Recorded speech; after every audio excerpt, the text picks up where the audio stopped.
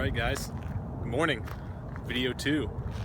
Video 2, I'm going to talk about your ideas. What is the concept of ideas? And I guess what we'll start is we'll talk about, ideas. They're not really that valuable. The problem people have is they think that their great ideas are what makes them a valuable person. The truth is, really, everybody has great ideas. Everybody from the working class Joe who's never going to be an entrepreneur, like that guy, sits at his desk and grabs a pencil and holds it a certain way and says they should make pencils shaped this way. He's got ideas. Everybody has ideas. So it's really not about the idea. It's more about the act of implementing the actionable steps you need to implement your idea if you're going to chase after it. If you're going to be an entrepreneur and you want to start a business, Uber is a good example. A million people, hundreds, thousands of people have probably thought of concepts like Uber over the years, but Uber, and it's a very simple concept. Anybody can think of that. Anybody can think of the idea of rideshare. Why don't we, I think I had a thought like that years ago. Why isn't there a business that allows people to share rides or use their car? That's a pretty simple concept, and its simplicity is why it's so successful. It's not because it's not about the idea at all. It's really the implementation of it. The Uber guys got together. They if it was one guy or two guys, they found co-founders. They got together. They started the business. Sorry, just making sure we're playing. They started the business and then they grew it. They looked for funding, venture capital money. They found developers. That's where the work comes in, and that's the training an entrepreneur needs to be successful. It's not about the idea.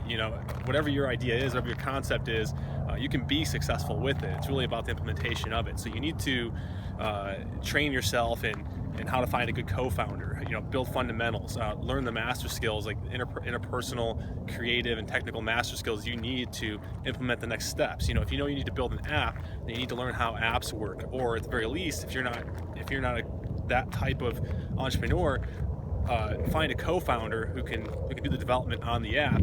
So maybe you can work on the marketing or sales or one of the other technical sides of the business. That's the key with ideas.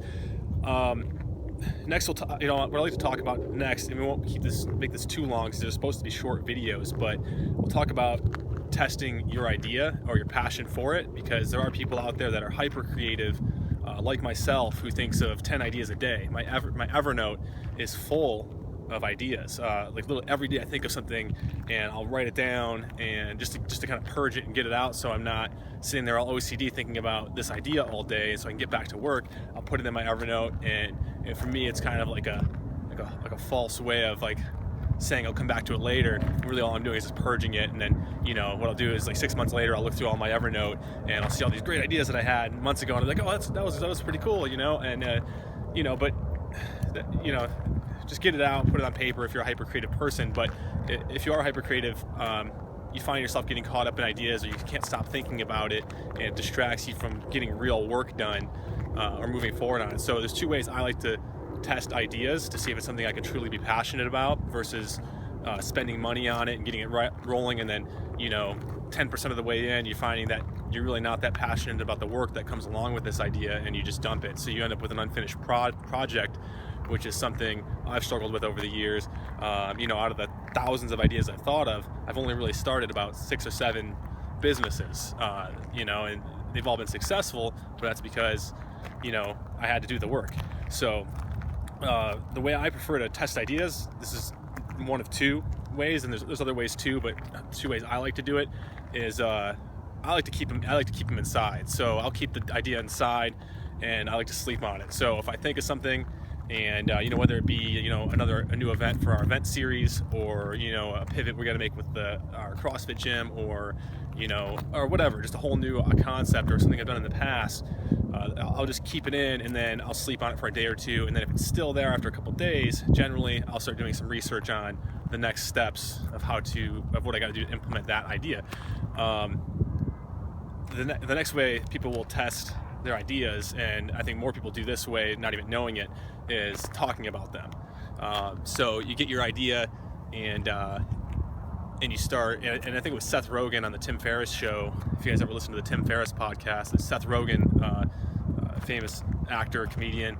He talks about, like, he'll, when he's writing a script or an idea or a screenplay, he'll talk about the idea until it almost dies. And if it does die, then he knows it wasn't meant to be. Like, if he's talked about it about it to 100 of his friends, and after talking about it 100 times, he's found that he's no longer passionate, he's just exhausted talking about it and explaining this idea, then he knows that was probably going to be the situation anyways when he got to getting to work on it. So that's a way for him to test the idea and his passion for it, his ability to follow through on it, and make sure it's not just something he got impulsive about.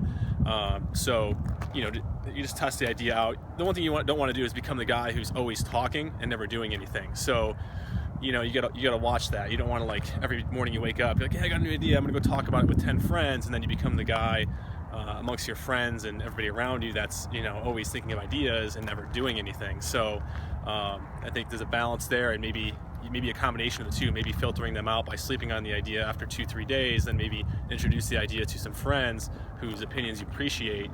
But be careful with that too, in that, like, your friends' opinions don't necessarily matter. You don't need to seek validation from your friends. There's probably people that are more skilled in a certain industry that may have a better opinion that's more valued than someone who knows nothing about what you're talking about and doesn't understand it. So anyways, that's video 2 of 30 of my 7-day video challenge. If you missed why I'm doing this, refer back to video 1, and stay tuned for video 3. Have a great day.